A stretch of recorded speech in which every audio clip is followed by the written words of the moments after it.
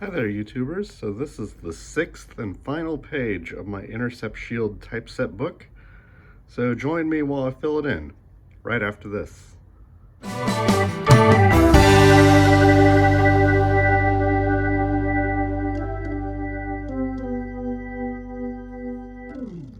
Alright, so the very first row of the last page are the bicentennial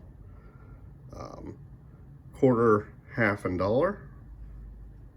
So obviously you know the bicentennial, they made them for 2 years in 75 and 76 and changed the reverses of these three. So this is an uncirculated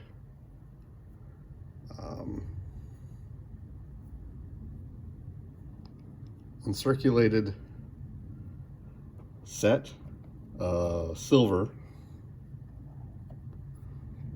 and I bought these on eBay just to have a nice example. They were still in the original 1976 plastic, and I pulled them out. Just an uncirculated set, not a proof set. Pretty cheap, and I think if you can find one at your local coin shop, you get it even cheaper without the shipping. So that is row number 1. I'm going to push these in and we'll go to row number 2. All right, so next, the second row here, we have space for 4 commemorative half dollars. And I think most people put in, classic commemoratives. But I mean, I do have some modern commemorative halves, like the Statue of Liberty one. I have the George Washington 250th birthday. But I'm going to go with 4 classics for right now. So we have the Columbia Exposition half dollar. It's got Columbus on one side and ship on the other. I know Columbus is controversial right now. We'll get more into controversy here later, but that one's AU, so it could be upgraded. Also have this Monroe Doctrine.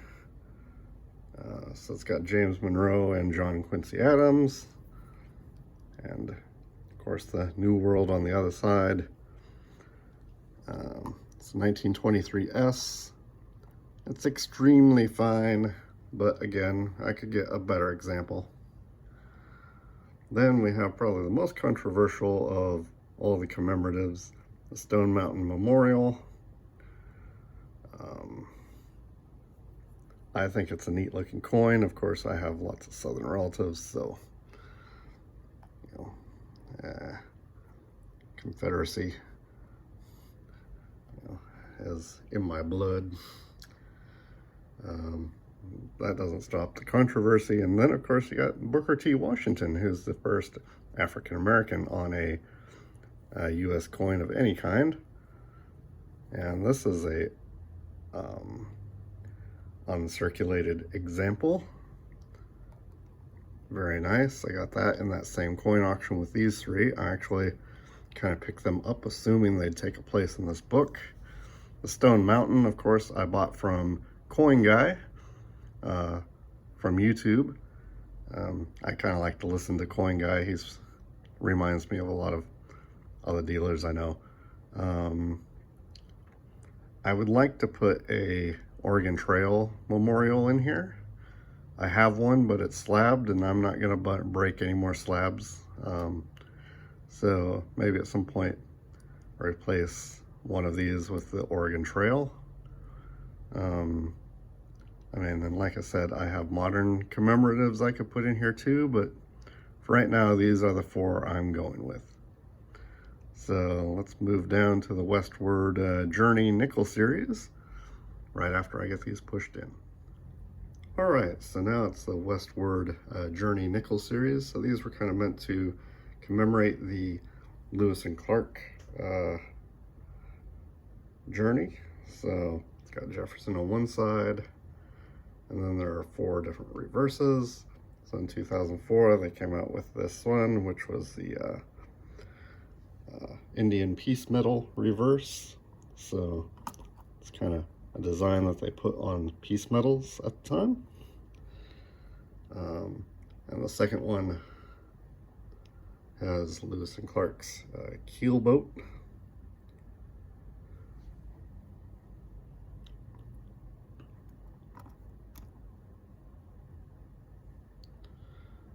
And then in 2005, they changed the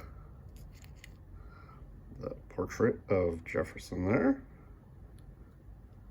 And then they had two other reverses. One was American bison. And we are going to put these in reverse front because that makes sense. And then one that has a view of the Pacific Ocean, and it says, you know, ocean in view.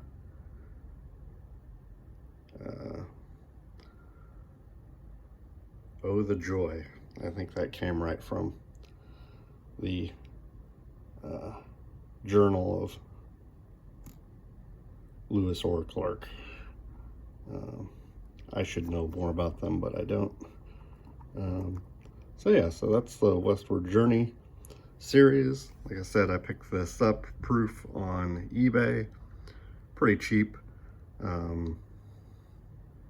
That's the best thing about these kind of modern coins. You can still find them inexpensive.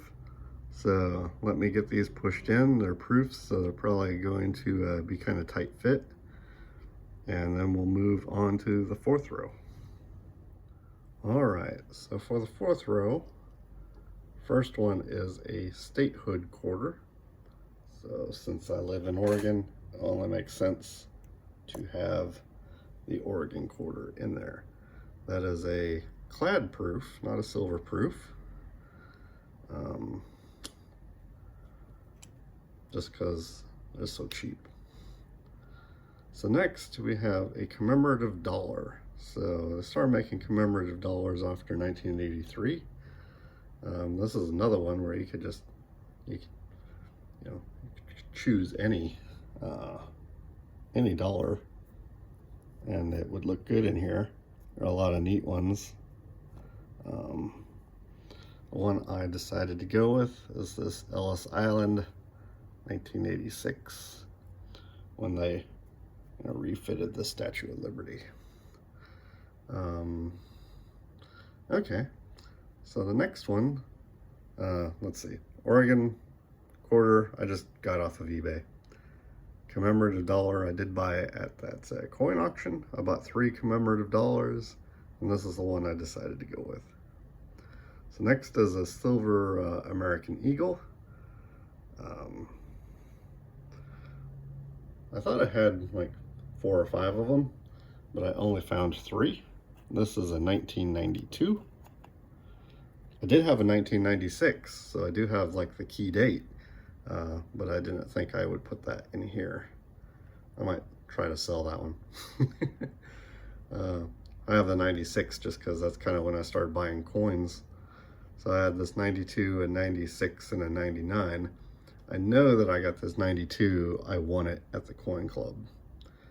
And then for presidential dollars, again, you could go through the gamut of presidents. Who's your favorite? You know, I think most people just start it with George Washington, or maybe they put Abe Lincoln in here. I was going to put a Richard Nixon in, but in the end, I decided to go for the underrated James K. Polk. Of course, as a collector of presidential campaign medals, Polk medals are extremely hard to find. And that's a proof. Again, picked it up on eBay for a little of nothing. So let me get these pushed into the book, and then we'll be on the last row, which are the Lincoln bicentennial cents. Okay, so for this last page here, there are 4 spots for the Lincoln bicentennial cents. So for the bicentennial of his birth, they issued these 4 cents with different periods of his life. The log cabin for his birth in Kentucky, the rail splitter reading Lincoln for his time in Indiana. The Lincoln in front of the Capitol building in Illinois for his time there. And finally, the unfinished Capitol Dome in Washington, D.C. So I'm going to press all these in, and then we'll go over the whole page. All right, so there we go, the very last page